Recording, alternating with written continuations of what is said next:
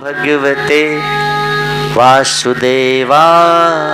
आप तो सुस्थूल शरीर से उदासीन है प्रभु। मैं रहुगढ़ राजा आपको वंदन करता हूँ, मुझे भी इस शरीर से परे कीजिए। रहुगढ़ राजा ने बड़ा सुंदर प्रश्न और बड़ा सुंदर प्रार्थना किया कि आप जैसे शरीर में नहीं है, शरीर में रहते हुए भी शरीर से परे हैं। हम आपकी इतनी निंदा कर रहे थे, आपको कोई फर्क नहीं। हमने आपको पालकी में लगा दिया, आप सहर्ष लग गए। आपने एक बार भी परिचय नहीं दिया कि राजन मैं नहीं करूँगा, मैं ब्राह्मण हूँ, क्योंकि आप मानते ही नहीं कि मैं ब्राह्मण हूँ। आप शरीर हो ही नहीं। तो प्रभु जैसे आप शरीर में नहीं हो, शरीर से पृथक हो, शरीर में रहते हुए, ऐसे ही हे कृपा सिंधु मुझे भी अपने इस शरीर से पृथक करो। अब कहते हैं जड़ भरत के पुत्र, मैं बहुत दिनों से मौन था। बोलने का कारण यह था कि तू मुझे कई बार अजीब व्यंग्यात्मक वचनों से संबोधन कर रहा था। मुझे लगा कि जिसे मैंने कंधे पे उठाया है वह भी यदि संत की निंदा करके नरक में चला जाए तो संतों की महिमा घट जाएगी। अब मैंने तुझे कंधे पे उठाया और फिर भी तू न तरे, इसीलिए कई वर्षों के बाद आज मुझे बोलना पड़ा है। कई वर्षों 13 वर्ष तक अंगिकार ऋषि के आश्रम में भगवान श्री कृष्ण मौन व्रत रखे थे, और मौन व्रत के बाद कन्हैया 85 वर्ष की उम्र भगवत गीता जब महाभारत युद्ध में आए तो बोल गए। मौन से बड़ा ज्ञान बढ़ता है। भगवान अंगिकार ऋषि के आश्रम में 13 वर्ष मौन रखे हैं भगवान कृष्ण। तो मैं तो निवेदन करूं, भगवान कृष्ण मौन व्रत करते हैं, यहाँ जड़ भरत जी मौन व्रत करते हैं। शंकराचार्य जी ने तो कह दिया तपस्सु सर्वेषु मौनः परम तपः एकाग्रता परम तपः। तो ये सारे महापुरुषों का जो कथन है, इस हिसाब से हम सबको भी चाहिए कि प्रतिदिन कुछ अभ्यास करें मौन रहने का। न बोलने में छोटे मोटे 9 गुण होते हैं। तो कई लोग कहेंगे महाराज तो रात भर तो मौन ही रहते, यह सुषुप्ति अवस्था है, इस तरह का मौन का कोई मतलब नहीं है। जागृत अवस्था में बोलने वालों के बीच में रह के भी हम न बोले, यह इंद्रिय संयम है, यह सच्चा मौन है। तो मौन की बड़ी महिमा है, इसलिए आप सभी से प्रार्थना, हम सब मौन का अवलंबन लें। मौन को जब जीवन का आधार बनाते हैं तो जीवन की कई समस्याएं आती ही नहीं, आती भी है तो चली जाती। न बोलना बड़े फायदेमंद है। एक शिष्य और एक गुरु साथ साथ जा रहे थे यात्रा। तो जैसे अभी लोग फार्म हाउस बनाते हैं अकेले में पहाड़ वहाड़ के बीच में आराम करने के लिए, वैसे पहले के राजा लोग ना जंगलों में अपना विश्राम के लिए बनाते थे घर। तो राजा साहब चले थे शिकार खेलने, और राजा साहब का खूब सुंदर छोटा सा घर बना हुआ था कि जब राजा साहब शिकार खेलने आएंगे तो उसमें विश्राम करेंगे। अभियोग है, साधु बाबा लोग चले शिष्य के साथ, गुरु और शिष्य चले जा रहे हैं। शिष्य ने कहा गुरुदेव इतना अच्छा घर बना है, आराम कर लिया जाए, पलंग भी लगा है, घर भी बना है, जंगल की सुंदर हवाएं आ रही हैं। गुरु ने कहा लेकिन पता नहीं किसका घर है, जंगल में कौन घर बना के छोड़ गया। अब बोले गुरुदेव किसी का हो, यहाँ कोई वस्तु कोई कुछ रखा तो है नहीं, चीज वस्तु की हम ले जाएंगे, ना ही हमको ऐसा उद्देश्य है, आराम करेंगे चल देंगे। गुरु ने कहा बेटा ठीक है, लेकिन एक शर्त है, किसका है हम लोग को पता नहीं, तो आज्ञा तो ले नहीं रहे हम लोग, अनुमति तो ले नहीं रहे।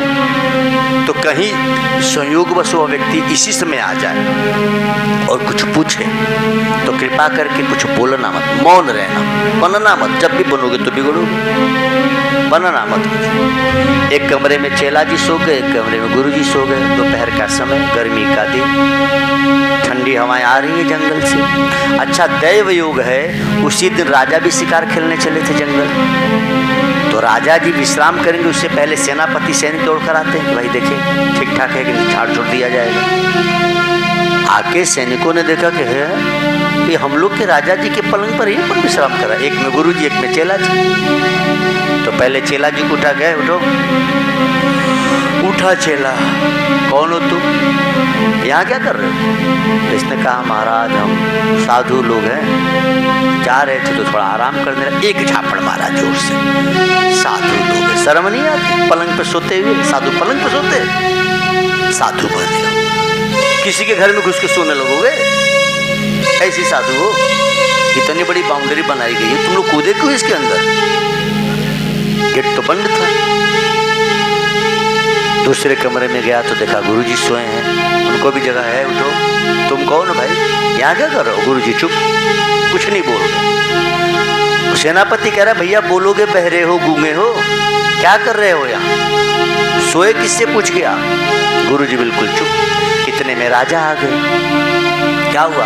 बोले महाराज ये आपके पलंग पे सो रहा था, कुछ बोल भी नहीं रहा है पूछने पे। राजा ने सेनापति को डांटा, मूर्खो, देख नहीं रहे हो साधु बाबा हैं, बोल नहीं रहे, प्रणाम करो बेवकूफ करके, साधु महाराज हैं, बोल नहीं, क्या बोलेंगे?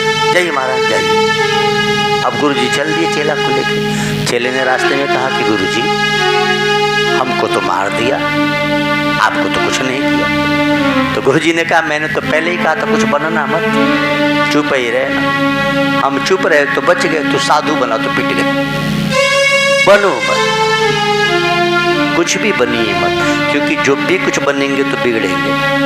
आप पहले से ही ऐसी चीज बने हैं जो कभी नहीं बिगड़ती। हम आत्मा हैं, आत्मा थे, आत्मा रहेंगे।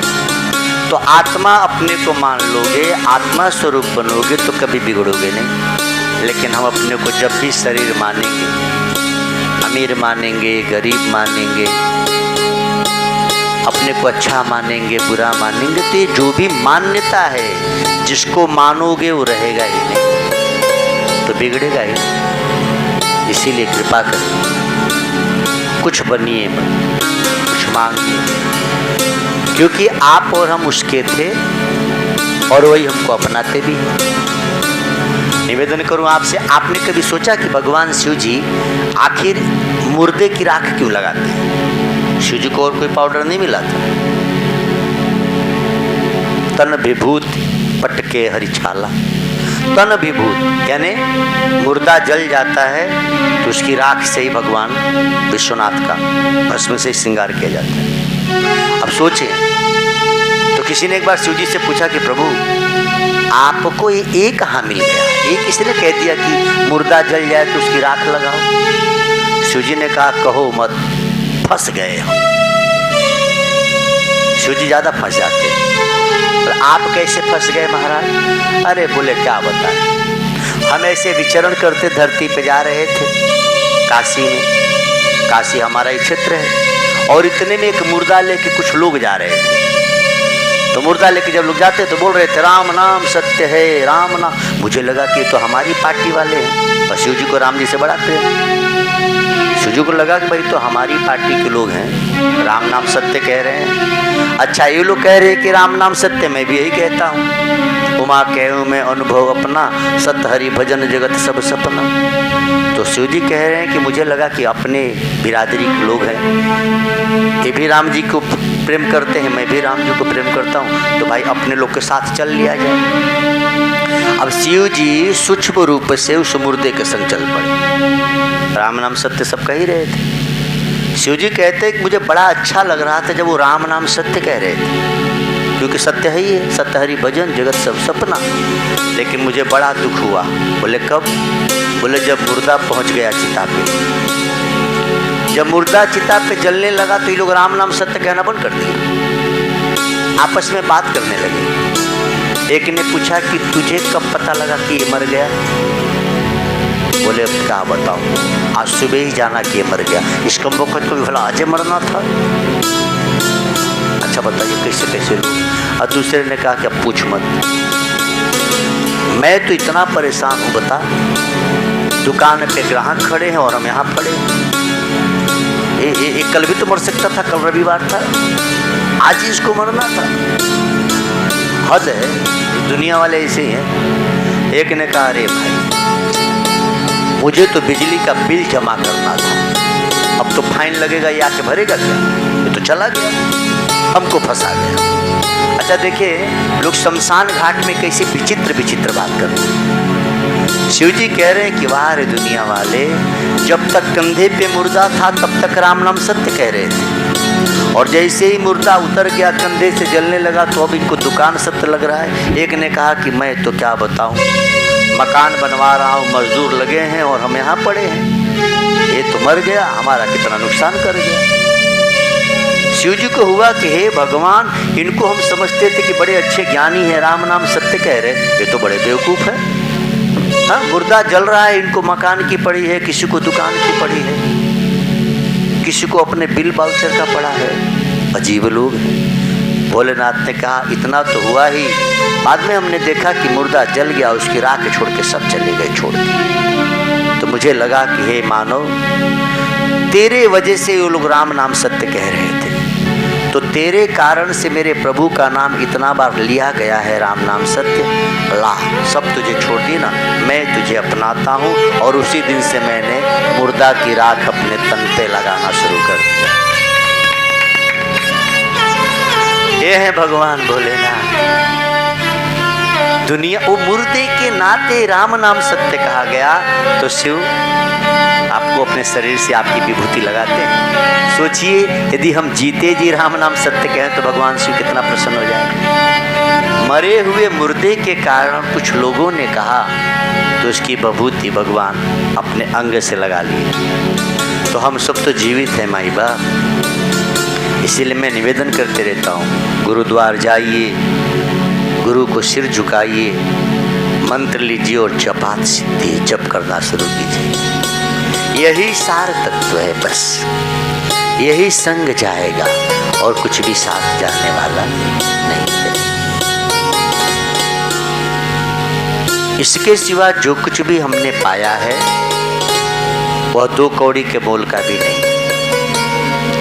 जब तक आपकी शरीर है आपको लगता है कि हमने पाया, हमने बनाया, हमने खाया, हमने खिलाया, लेकिन मौत का एक झटका आया, सब पाया बेपाया हो गया, सब खिलाया बेखिलाया हो गया। खिला पिला के देह बढ़ाई, वो भी अग्नि में जलाना है। पड़ा रहेगा माल खजाना, छोड़ दिया सुत जाना है। कर सत्संग अभी से प्यारे, नहीं तो फिर पछताना है। आखिर में क्या, ये विचार करना है कि आखिर में हमको क्या मिलेगा, आखिर में हम क्या लेके आए थे और क्या लेके जाएंगे। ये जब तक विचार नहीं करेंगे तब तक आप सच्ची शांति नहीं पाएंगे। इसीलिए सबसे पहले आपको हमको ये विचार करना है कि हम लेकर क्या आए थे और लेके क्या जाएंगे। ओम नमो भगवते वासुदेवाय।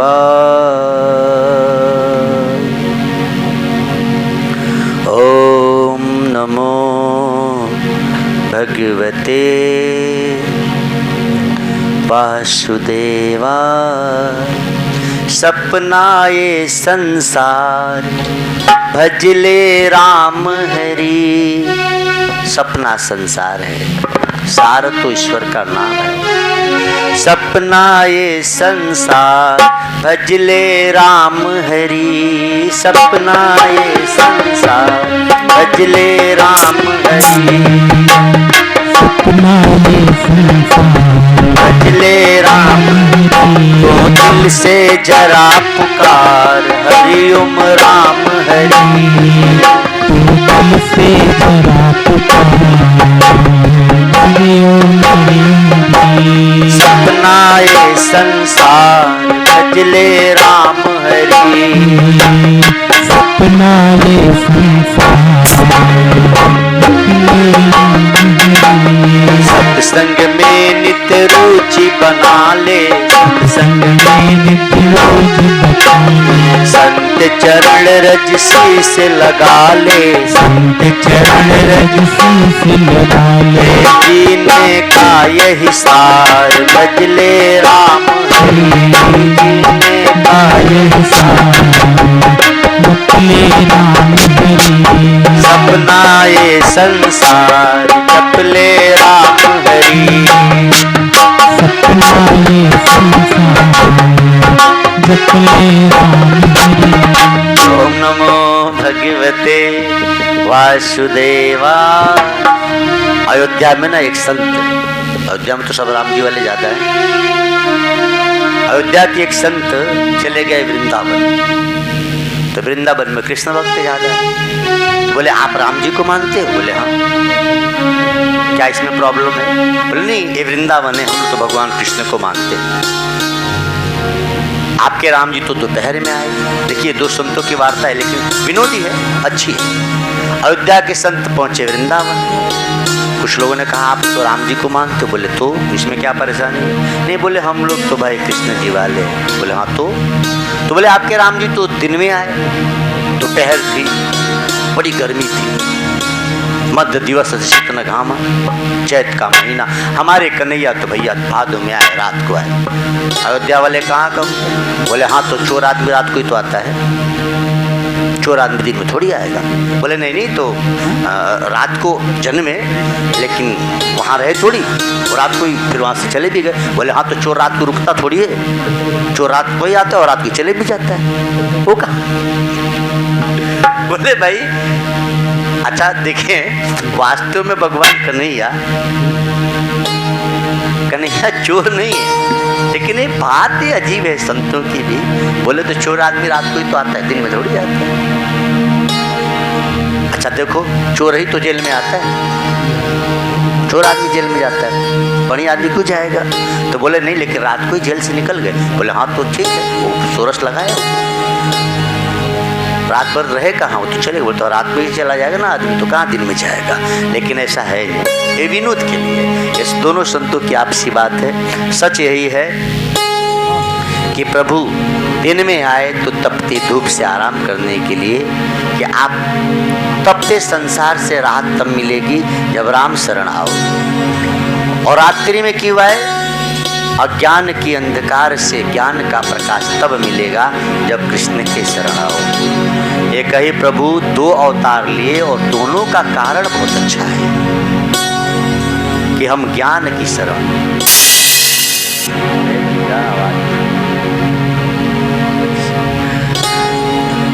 ओम नमो भगवते वासुदेवाय। ओम नमो भगवते वासुदेवाय। अलग अलग लोकों का वर्णन किया गया है भागवत जी में। भद्रासो वर्ष जैसे भारतवर्ष है, तो किस वर्ष में किस देवता की पूजन होती है? आप खाली भारतवर्ष में रहते हैं, लेकिन भागवत कह रही है कि भद्रासो वर्ष भी है जिसमें धर्मपुत्र भद्रशर्वा और उनके सेवक भगवान वासुदेव वहाँ रहते हैं, वहाँ उनकी पूजा होती है। एक है हरिवर्ष खंड, उसमें भगवान नरसिंह रूप में रहते हैं और वहाँ उनकी पूजा होती है। तीसरा है केतुमाल वर्ष, जिसमें लक्ष्मी जी के संवत्सरक नामक प्रजापति के पुत्र और पुत्रियाँ रहते हैं, वहाँ भगवान कामदेव रूप में निवास करते हैं। एक और है रम्यक वर्ष, भगवान वहाँ अधिपति हैं। पूर्व काल में अपना परमिष्ट मत्स्य रूप उन्होंने दिखाया था, मत्स्य रूप में वहाँ भगवान रहते हैं।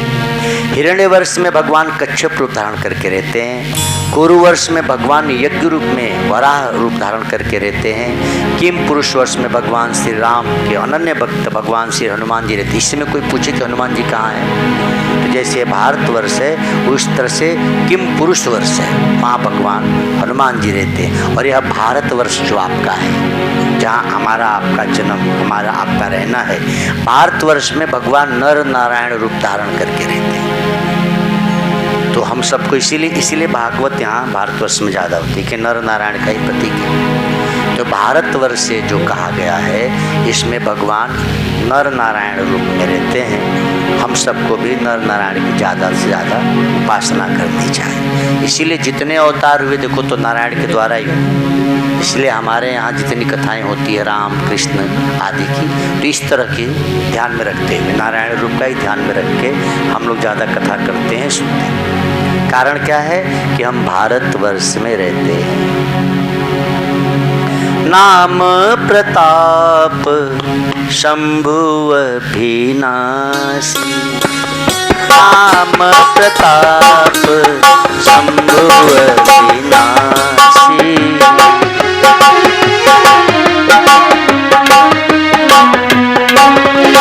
ओ नाम प्रताप शंभु अभिनाशी।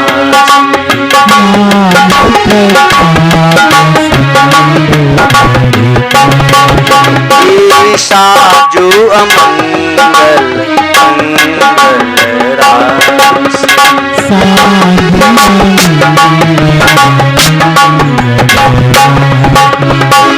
सुख सनकादि सिद्धि मुनि जोगी, सुख सनकादि मुनि जोगी, नाम प्रसाद ब्रह्म सुख भोगी, नाम प्रसाद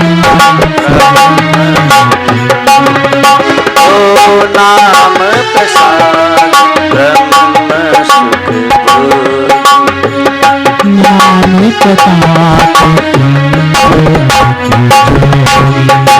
तो स्वामी जी कहते हैं कि आपके हाथ में जो पात्र है, हाथ में समझो लोटा है, अब लोटा में ही जल भरना है।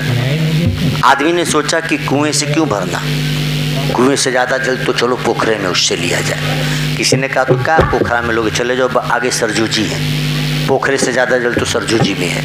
अच्छा वो सरजू जी के पास गया। किसी ने कहा पागल बे, इससे भी ज़्यादा जल तो सागर में है। अच्छा वो सागर में चला गया।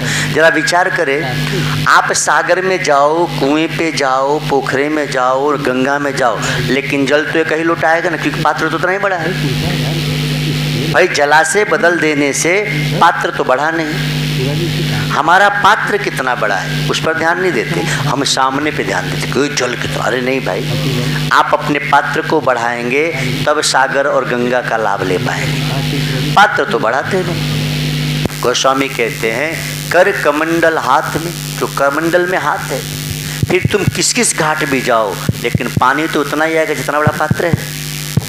आपके हमारे जीवन में भी ये बात समझने लायक कि हमको यह देखना है कि हमारा पात्र, हम पात्र हैं कि कुपात्र हैं। सुपात्र बने हैं तो सुपात्र बने तो पात्र जितना उतना मिलेगा। वो तो अमाप है, उसका माप नहीं हो सकता। उसके मापने के चक्कर में न पड़े, हम अपने के पात्र को ही सजोने के चक्कर में पड़े।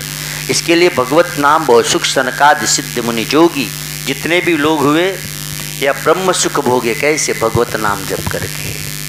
भगवत नाम जप की महिमा है। इसीलिए विदुर जी को मैत्री जी कह रहे हैं, कृष्ण कह रहे हैं उद्धव जी को, सुखदेव जी कह रहे हैं परीक्षित को, सनकादिक ऋषि से कह रहे हैं सूत जी कि सबसे पहला काम तो यही है कि हम सत्संग का श्रवण करें, और सत्संग का श्रवण करने के बाद गुरु के द्वारा जो ज्ञान हमको मिला, जो मंत्र हमको मिली, हम उसका जप करें। जैसे जैसे हम जप करते जाते, जैसे जैसे डांड मुँह तेज घूमने लगता है तो विद्युत उत्पन्न होती है। ऐसे जैसे जैसे आपकी माला घूमने लगती है, वैसे वैसे आप में भी आध्यात्मिक शक्ति उत्पन्न होने लगती है। दुर्भाग्य देश का यह है कि हमारे देश के बच्चे बच्चियों को ये बात समझ में नहीं आती। हम लोगों को लगता है कि मोबाइल चलाने में, टीवी चलाने में बड़ा मज़ा है, इसी से हम बहुत आगे बढ़ जाएंगे। नहीं, आपके देश में जो मुसलमान बच्चे हैं, मुसलमान लोग हैं, देखो उनके पास खेती आपकी जितनी नहीं है, आपके जैसे बगीचा नहीं है, लेकिन आपसे ज़्यादा बढ़िया कमा खा रहे हैं। क्यों? वो अपने धर्म पे टिके हुए हैं। उन नौजवानों को जालीदार टोपी पहनकर नमाज करने में शर्म नहीं आती, लेकिन हमारे नौजवानों को तिलक लगाने में शर्म आती है, शिखा रखने में शर्म आती है, मंदिर जल चढ़ाने में शर्म आती है। यही वजह है कि वो विदेशों से कमा के लाते हैं, यहाँ सुखी हैं, और हम लोग यहाँ बाप दादा के खेत बागीचे पाके भी दुखी हैं। आप अपनी हालत देख लीजिए, हमारे बच्चों की हालत क्या। जो भी आप अपने धर्म का महत्व नहीं समझेंगे तो आपका महत्व घटेगा, धर्म का क्या जाएगा। जब जब भी हम लोगों ने धर्म को छोड़ा, जब जब हम भारतीय लोग अपने धर्म संस्कृति संस्कार को भूले, तब तब हम गुलाम हुए। बगल में छोटा सा नेपाल कभी गुलाम नहीं हुआ, लेकिन जो आता है मुंह उठा के हिंदुस्तान में 100-200 बरस हम लोगों को कोड़े बरसाता है, गुलाम बना के रखता है। फिर कभी कदाचित कहीं से हिंदू जगते हैं 200-400-500 1000 10 लोग, और लड़ते हैं मरते हैं तो आज़ादी मिलती है। 75 वर्ष चल रहा है आज़ादी का, लेकिन 75 वर्ष में हम कितना बदले हैं कि अब हमारे बच्चों को तिलक लगाने में शर्म आ रही है, हमारे बच्चों को शिखा रखने में शर्म आ रही है, हमारे नौजवानों को लोटा में जल लेके शिव जी के मंदिर जाने में शर्म आ रही है। हाँ, गुलामी करने में शर्म नहीं आती। 100-200 बरस जो किए हम भूल गए, फिर वही हालत होगी। बहुत ज़रूरी है कि हम अपने धर्म, अपनी इसीलिए कथाएं होती हैं, और यही कार्य है महापुरुषों का, सज्जनों का। संतों का कि वो आपको जगाते रहे। या तो हम लोगों में कोई कमी कि हम जगा नहीं पा रहे, वो लोग तो जगाए, वो मौलवी लोग अपने लोगों को जगा रखे हैं, इसलिए कि वो लोग उन बातों को कहते हैं, उनके बच्चे मानते हैं। हमारे यहाँ आप कहते रहिए, कोई फर्क नहीं पड़ता। तो हमारे यहाँ तो इतना अच्छा ज्ञान है कि हम तो, मैंने तो अनुभव करके देखा भागवत अथवा उपनिषदों को पढ़ के, कि किताबों को पढ़ने से उतना ज्ञान नहीं मिलता जितना इन पुराणों को पढ़ने से हमको आपको मिल जाता है। अद्भुत ज्ञान है इन पुराणों में। 51 लाख योजन का बता रहे हैं। ये जो सूर्य है ये परिक्रमा करता है, ये सूर्य की रथ की गति का वर्णन श्रीमद् भागवत में आया है। सूर्य की रथ की क्या गति है इसका वर्णन श्रीमद् भागवत में। हम लोग को अलग से साइंस पढ़ने की जरूरत नहीं है। प्रश्नोपनिषद कहती है कि 72,72,10,201 इतनी नसें हैं आपके शरीर में। विज्ञान लगभग में कहता है, लेकिन उपनिषद ने एक एक करके स्पष्ट बता दिया। तो विज्ञान से ज़्यादा तो उपनिषद ही अच्छी है ना। हमारे उपनिषद, हमारे पुराण, हमारे वेदों को पढ़कर कहाँ से कहाँ लोग पहुँच गए। विदेशी लोग भी हमारे पुराण वेदों पर रिसर्च कर रहे हैं, लेकिन दुर्भाग्य कि हमारे देश के बच्चों को तो हनुमान चालीसा ही नहीं आती।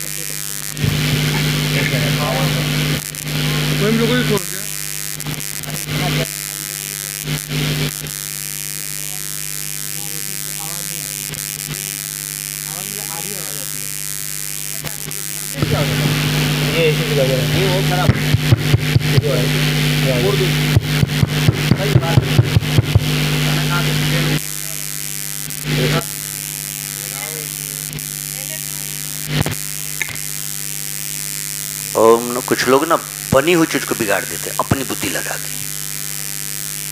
अच्छा, जो चीज सीधे नहीं बजेगी तो टेढ़ा करेंगे तो बजेगी और बिगड़ जाएगी। भाई इतना तो विवेक होना ही चाहिए। आदत हो गई पता ना क्या। अरे निकाल क्यों नहीं दे रहे हो? कौन सी इंजीनियरिंग कर रहे हो? छोड़ दो उसको।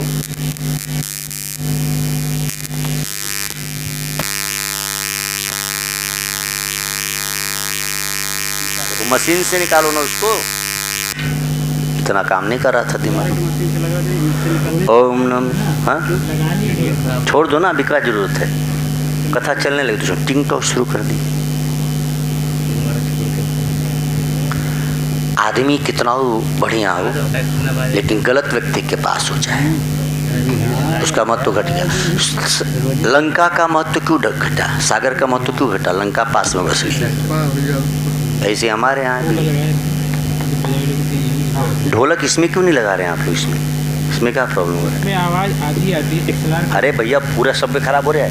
खराब नहीं है, इसमें आवाज आधी आती है। ऐसा बंद कर दो अभी, कथा चले। ओम नमो भगवते। लोग को दिन में कुछ याद नहीं आता।